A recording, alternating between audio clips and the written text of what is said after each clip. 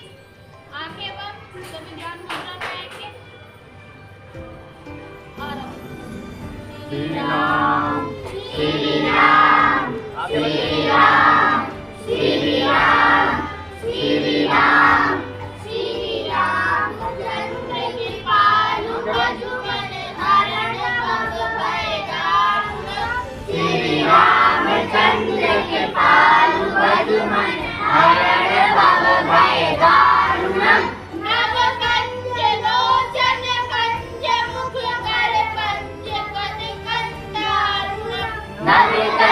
लोचन कंज मुख कर कंज बदि कंदारुणम कंदर्प अगणित अमित छवि नव नील नीरज सुंदरम कंदर्प अगणित अमित छवि नव नील नीरज सुंदरम वटपीठ मानहु तड़ित रुचि सुचि नौमि जनक सुदावरम वटपीठ मानहु तड़ित रुचि सुचि नौमि जनक सुतावरम रघुवीर बंधु विनेश दानव दैत्य वंश निकंदरम रघुवीर बंधु विनेश दानव दैत्य वंश निकंदरम रघुनंद आनंद चंद्र कौशल चंद्र दशरथ नंदनम रघुनंद आनंद चंद्र कौशल चंद्र दशरथ नंदनम सिर मुकुट कुंडल तिलक चारु दारु अंग विभूषणम सिर मुकुट कुंडल तिलक चारु दारु अंग विभूषणम आजान भुज सर चाप सर संग्राम नित कर दूषणम आजान भुज सर चाप सर संग्राम नित कर दूषणम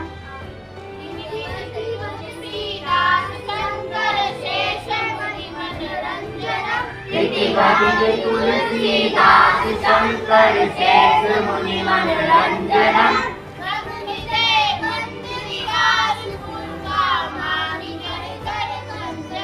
मम हृदय गंज निवास गुरु कामादि खल दल गंजनम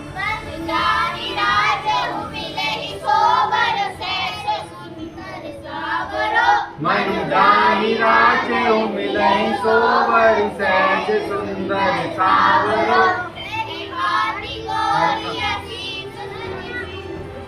करुणा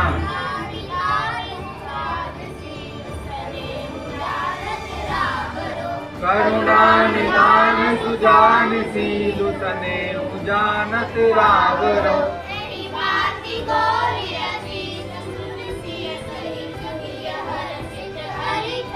भांति गौरी असीस सुनि सिय सहित हिय हर्षित हरि तुलसी भवानी पूज्य पुनि पुनि पुनित मन मंदिर चली तुलसी भवानी पूज्य पुनि पुनि पुनित मन मंदिर चली रानी गौरी अनुकूल सिया सिया सुनो जाई सही मंजुल मंगल मूल राम दुखर कंदे बोलो सियावर रामचंद्र की जय। पवन पुत्र हनुमान की जय जय। जय जय सीताराम। जय हो। नाथ हो। सद्भावना हो। कल्याण हो। महादेव महादेव महादेव महादेव महादेव। सभी लोग आंखें बंद रखते हैं। चलो आंखें बंद भूमि और रखते हैं कोमल आगे से। ओम का जप कराएंगे। ठीक है, ओम का जप।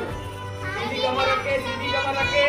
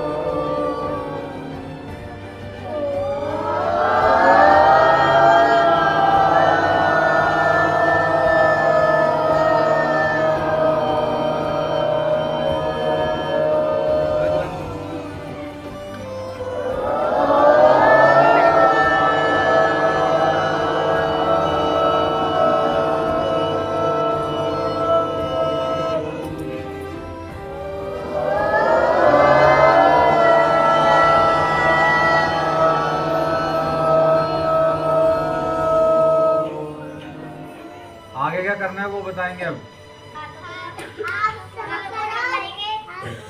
तुम नहीं, ये बोलेंगे, सीधे बोलेंगे।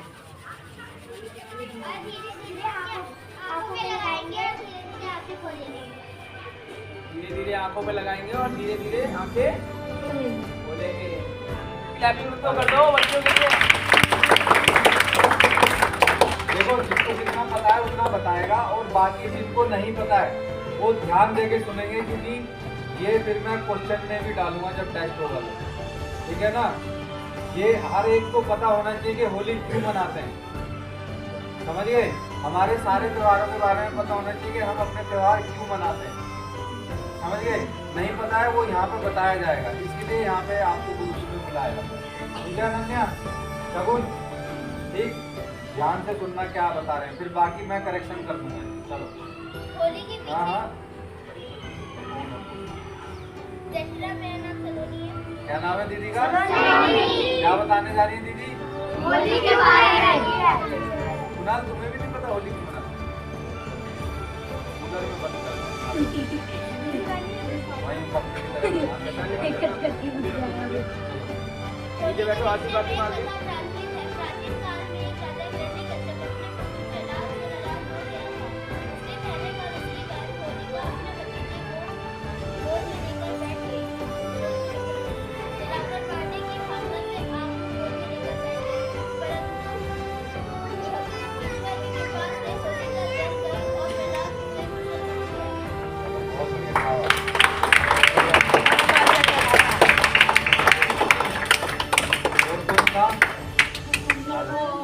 अभी पूछूंगा तो बता नहीं पाओगे कोई। क्या नाम है भैया का? हाँ, कोई बात नहीं। होली का दहन मतलब दो होली होती है ना, एक छोटी होली बड़ी होली और एक बड़ी होली। तो छोटी होली कौन सी होली होती है हमारी? जिस दिन हम होलिका को जलाते हैं। ठीक है ना? और बड़ी होली कौन सी होती है? छोटी होली के बारे में बता रहे हैं ना।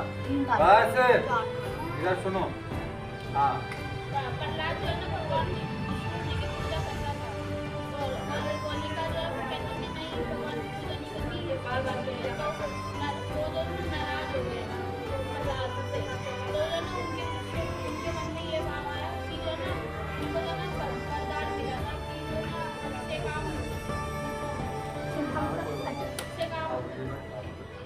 अच्छे काम में बुरा काम जो है उसको कर देते, तो इसलिए उनके विषय में आया कि प्रहलाद को भी जला दे, तो उन्होंने अपनी गोदी में बैठा के उसको आग में अपना आग लगा दी, तो प्रहलाद भी बच गया और गोदी का बोलो श्यावर रामचंद्र की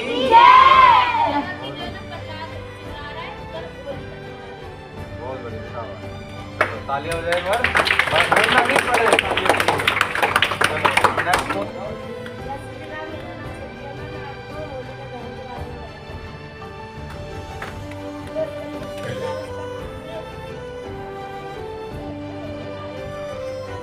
भक्त प्रहलाद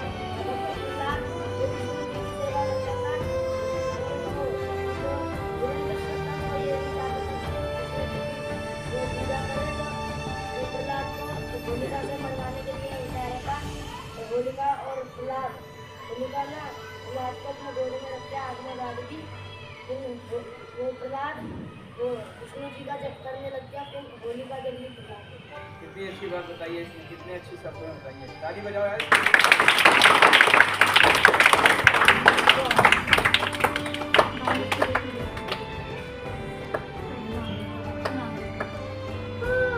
मैं पूछूंगा, मेरा नाम दाक्षा और मैं आपको बता रहा हूँ। क्या नाम है भैया का? असुरकुल में एक पुत्र बच्चा जन्मा था जिसका नाम प्रहलाद था और वो विष्णु जी की पूजा करता था। उसके पापा उसके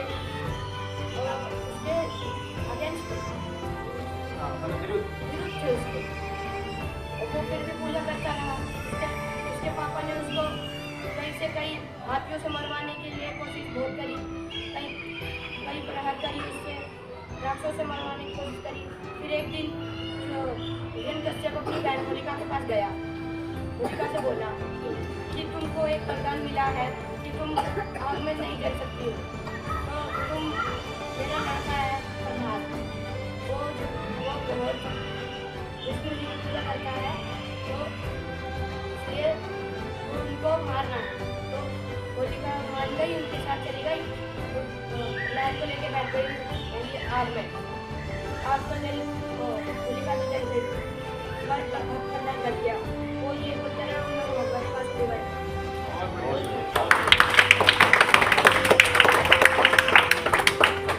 अब विजय गुरु जी बताएंगे, फिर उसके बाद मेरे भी दोस्त में ऐड करा जाएगा। मैं मेरा नाम विजय है और मैं यहाँ का एक छोटा सा सेवक हूँ और कुछ बताने आया हूँ, ध्यान से सुनना। एक भक्त था। कौन था?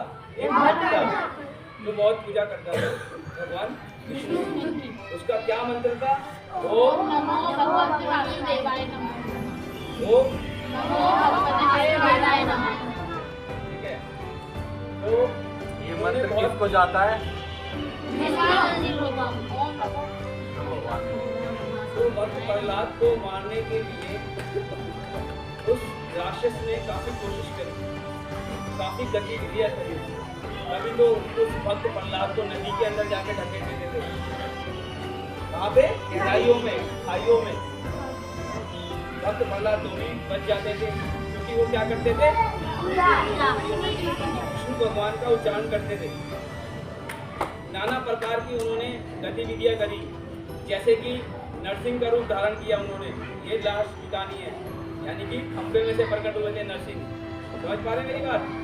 तो मैं उस जगह को छोड़कर अपनी जगह पे आता हूँ, ठीक है। ऐसे ही कई प्रकार के राक्षसों को उन्होंने मतलब फेस किया, यानी कि फेस करना। खास करके ये सारी बातें तो आपने सुनी ली है कि इस तरीके से उनका जय श्री राम जी की सभी बच्चों को आपके लिए समर्पित, ठीक है ना। मैं यही चाहता हूँ कि आप लोग भी हमारे साथ में समर्पित हो जाए, लेकिन मैं आपके लिए हूँ तो आपको कहाँ पे समर्पित होना है? भगवान के चरणों, ठीक है ना। मेरे लिए नहीं, भगवान के लिए समर्पित होना। तो देखो अभी अब किसको पता लग गया होली क्यों मनाई जाती है? ये अभी भी रह गए, इनको अभी भी नहीं पता लगा। हर्ष भाई तुम भी? नानू पता ही नहीं लगा होली क्यों मनाई जाती है अभी भी। अनन्या तुम्हें तो पता लग गया होगा, कहाँ गए अनन्या? अमृता होली क्यों मनाई जाती है पता लग गया? अभी नहीं पता लगा। मुझे छोटे इसलिए चलो अब मैं आपको ना एक स्टोरी के रूप में बताता हूँ, आना पड़ेगा कितनी देर के बाद? आप लोग अब देखो सुनो, अब तो मैं फाइनल सारे ध्यान दो, आगे पीछे क्या हो गया? आगे ध्यान दो, गुरु जी की बात सुनो। आपको बताता हूँ कि होली क्यों मनाई जाती है।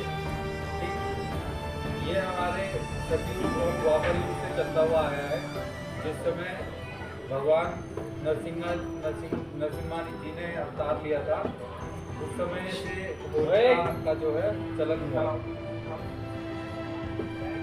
पूछ लूंगा गुरु जी क्या कह रहे हैं। जब जो है सबने वो तो देखी है ना, क्या कहते हैं, महापुराण देखी होगी सबों ने, है ना, कुछ ने नहीं देखी होगी। जो भी हमारे भगवान के चैनल होते हैं, नाटक आते हैं, उसमें जो है दिखाया जाता है भक्त प्रहलाद की कहानी, है ना। तो ये भक्त प्रहलाद से ही चालू हुई है परंपरा, वहीं से ही आरंभ होकर के आज भी हम लोग मना रहे हैं। मतलब आप देखोगे पिछले लाखों वर्ष हो गए तब से परंपरा चली हुई आ रही है और आज भी हम उसको मना रहे हैं, है ना। नहीं तो 2-4 पीढ़ी बाद हम लोग क्या होते हैं, भूल जाते हैं। तो ये परंपरा क्यों चली हुई आ रही है? क्योंकि हमारे जो पूर्वज थे वो कंटिन्यू उसको करते हुए आ रहे हैं, इसीलिए हमें भी पता है। लेकिन अब हमारे में से सिर्फ इतना ही पता है कि अगर जो मैं यहाँ से बड़े बड़े जो अंकल आंटी जो आपके माता पिता है ना, उनको भी बुलाऊंगा और उनसे भी पूछोगे भी होली क्यों मनाई जाती है, तो उनमें से भी 1-2 को ही पता होगा कि होली क्यों मनाई जाती है एग्जैक्टली। ठीक है, क्योंकि हम लोग जो काम करते हैं ना, उसके पीछे जो रीजन है उसको नहीं ढूंढते, सिर्फ जो कर रहे हैं वो कर रहे हैं। जल चढ़ा रहे हैं तो चढ़ा ही रहे, बस जल चढ़ा दे जी। मम्मी पापा को भी नहीं पता होता, उनको नहीं पता है किसी ने, तो वो भी आपको नहीं पता है। तो धीरे धीरे क्या होता है, चीजें जो है खत्म होती जाती है ना।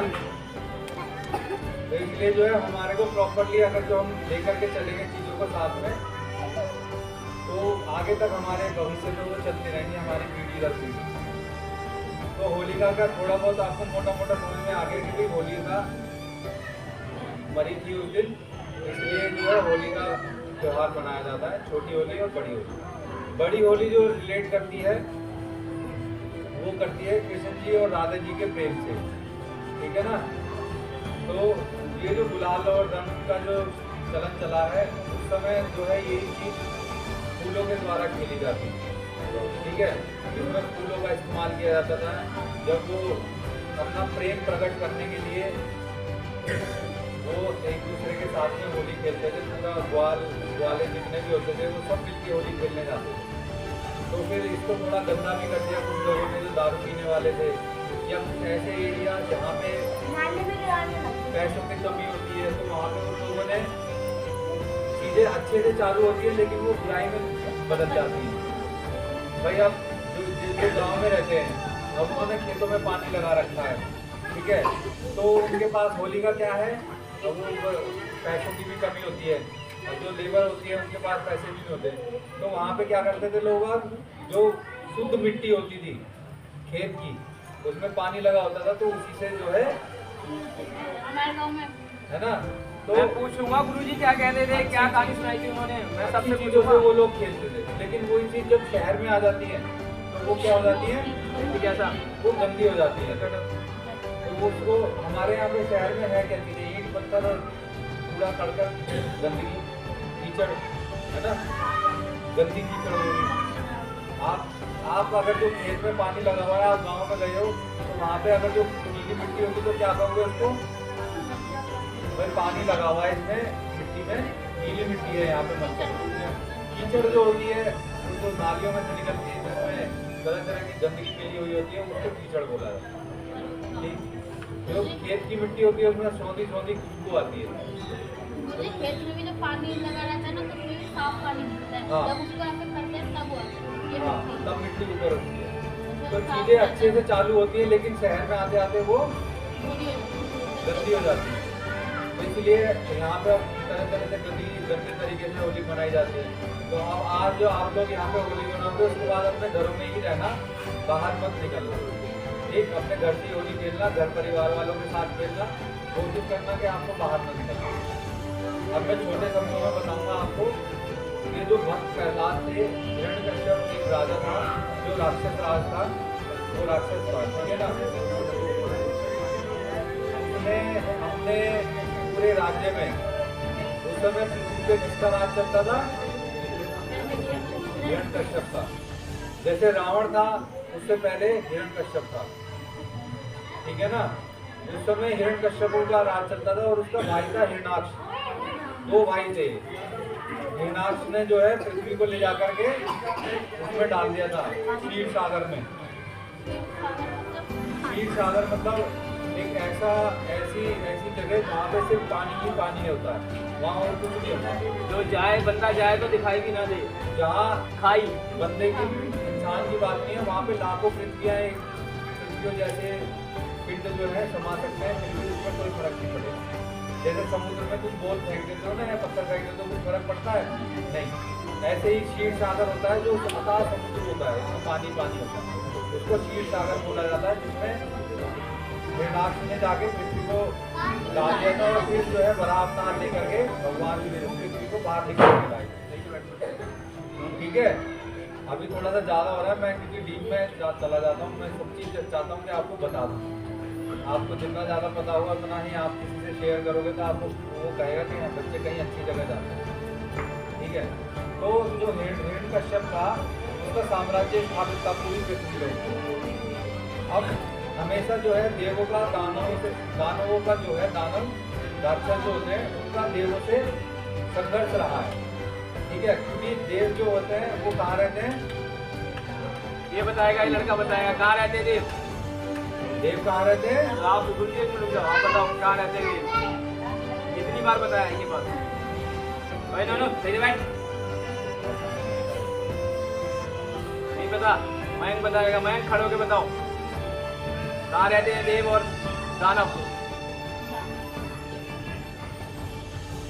अरे देव बता दो कम से कम, देव कहाँ रहते हैं? किसी को मालूम है देव कहाँ रहते हैं? देखो कितने लोगों को ज्ञान है। देखो इसीलिए कहता हूँ कमर सीधी करके बैठा करो। चलो कोई बात नहीं, बैठो। तो देवलोक कहाँ रहते हैं? देवलोक में। देवलोक को क्या कहा जाता है? स्वर्ग। ठीक है, तो देवता जो होते हैं वो देवलोक में रहते हैं। देवलोक कहाँ है? स्वर्ग में। स्वर्ग कहाँ है? कहाँ पे स्वर्ग? ठीक है ना। और दानव लोग कहाँ पे रहते हैं? नरक। ठीक है, और पाताल लोक में रहते हैं दानव।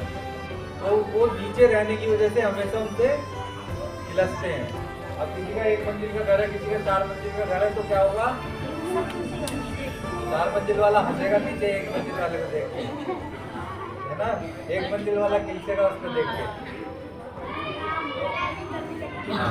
तो यही चीज हमेशा कमर सीधी करो, कमर सीधी रखो तुम। क्योंकि जो देव होते हैं वो ऊपर है उनसे और दानव जो है नीचे है। अब देव और दानव ऊपर नीचे क्यों है? हाँ, ये बात। अब अगर तो जिसका 1 मंजिल का घर है, अगर तो जिसका 1 मंजिल का घर है वो मेहनत करेगा, अपने काम पे फोकस करेगा, तो फिर क्या होगा? और वो अगर जो उससे खिलसेगा और उसके घर को सोचेगा 1 बिल्डिंग नीचे गिर जाए तो 3 नीचे आ जाएंगी, तो क्या होगा उसका? वो उसी में ही लगा रहेगा, वो अपनी तरक्की की तरफ नहीं जा पाए। ठीक है, तो दानवों में हमेशा यही रहा है कि किसी तरीके से उन्हें नीचे लाया जाए या फिर हम ऊपर पहुंच जाए।